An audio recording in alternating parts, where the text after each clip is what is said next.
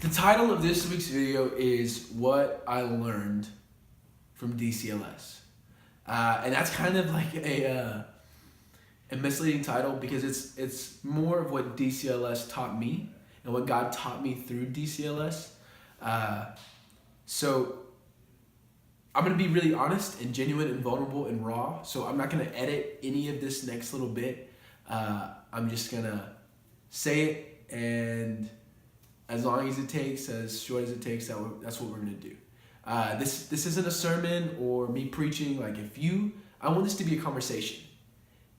If there's anything you don't agree with or something you want to say or questions that you have, please contact me. Social media, a lot of you guys have my number, and comment on the videos. Like we can work. Send me an email. We can make that happen. Okay. So I want this to be a conversation. But if you're not interested in that, then just skip to the intro. Skip to the fun stuff. If you're not interested in knowing about this stuff, then that's fine. Just go to the cool stuff. But if you are, then I'm gonna give a couple points about what God's taught me this year. So number one is that I had no idea what I was getting myself into. I thought I had this all together. I thought I had ministry like on lock. Like I was like, I'm this man of God who's spent his whole life like just giving of himself to the church, to his family, and you've got this. And I was so wrong and naive about what God was going to do with my year here at DCLS.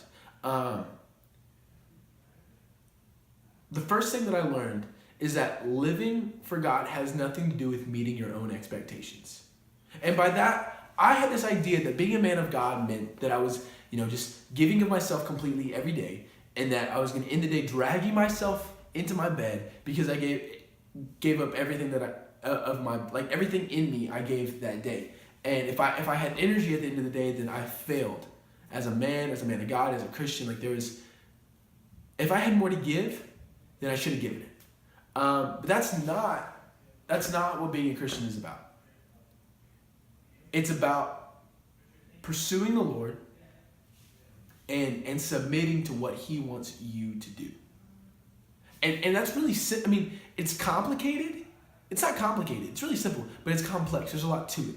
But it's really simple. And that's love Him and love others.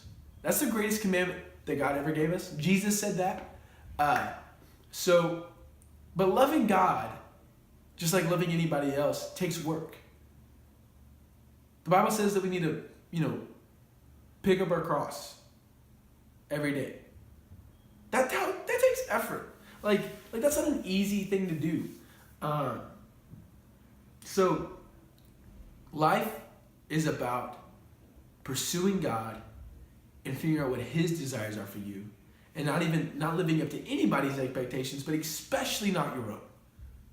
Because you are always going to fail. Plain and simple. But God chose you and chose to love you before you ever chose Him. His love is unfailing. His forgiveness, His grace is so beyond our understanding. Because, once we accept Him in our heart, the cross has the final word. Jesus has the keys. But even if we didn't choose Him, He still loves you. Even if you're going to hell, He loves you. So you've really got nothing to prove to God.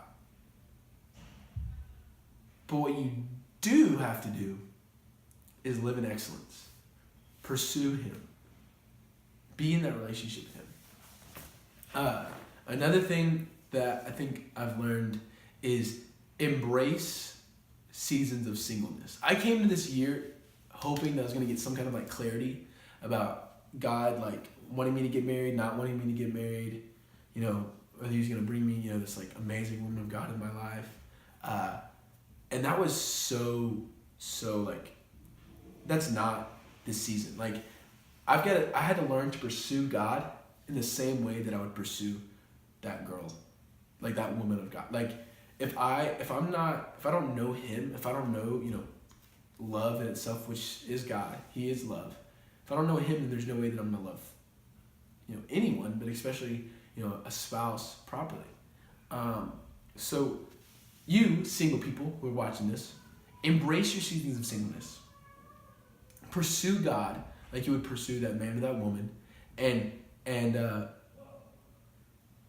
if you're not, then you better start now, because nothing good is going to come from your tattered, broken soul that you aren't giving over to God if you're just trying to medicate that with somebody else.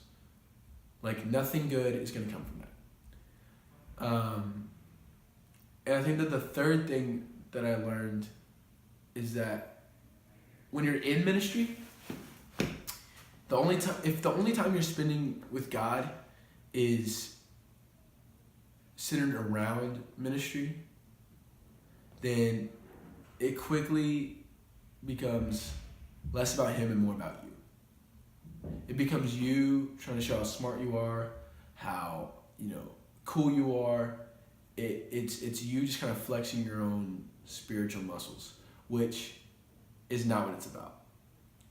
And it becomes an act, it becomes a performance, and you have to commit time to spending just with God, to embracing the time that you spend with him.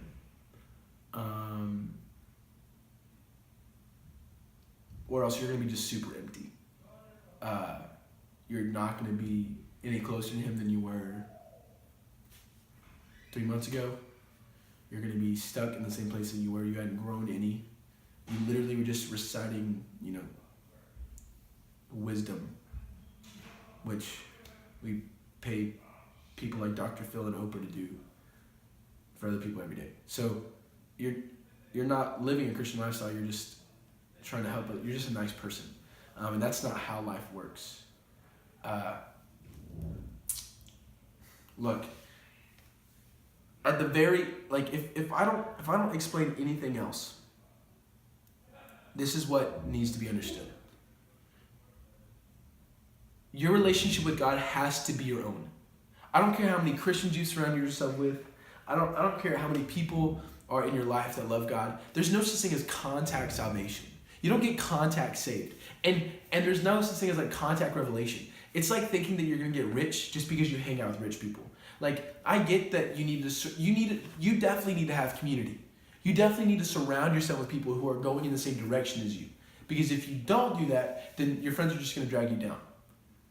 But if you expect that you're just going to become a better Christian because you hang around with Christians, if you think that's just enough and you don't have to put in your own effort, then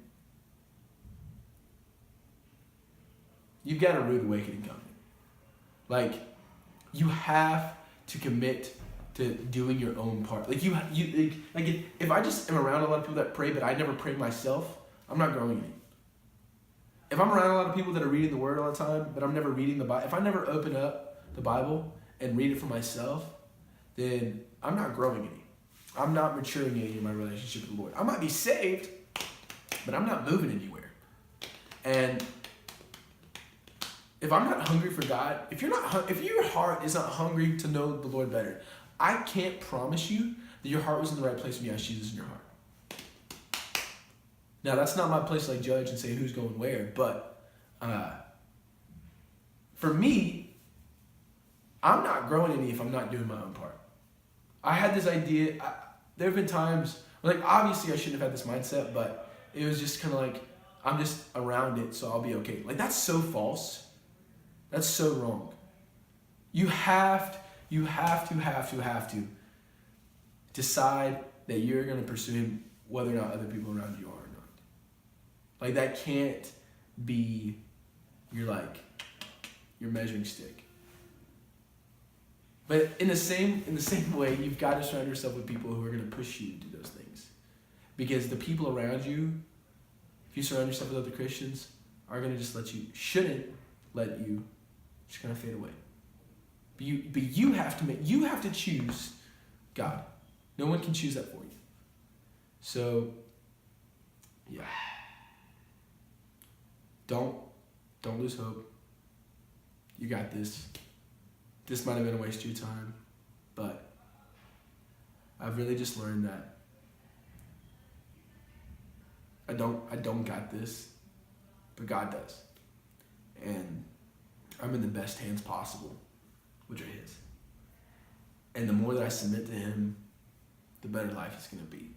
Because it's not about life looking the way I want it to look. It's about allowing God to use me in the way that He wants to use me. And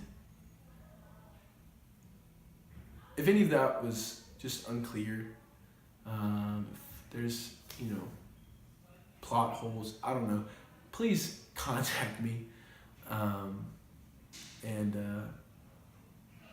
So here's the intro. Here's what I did this week.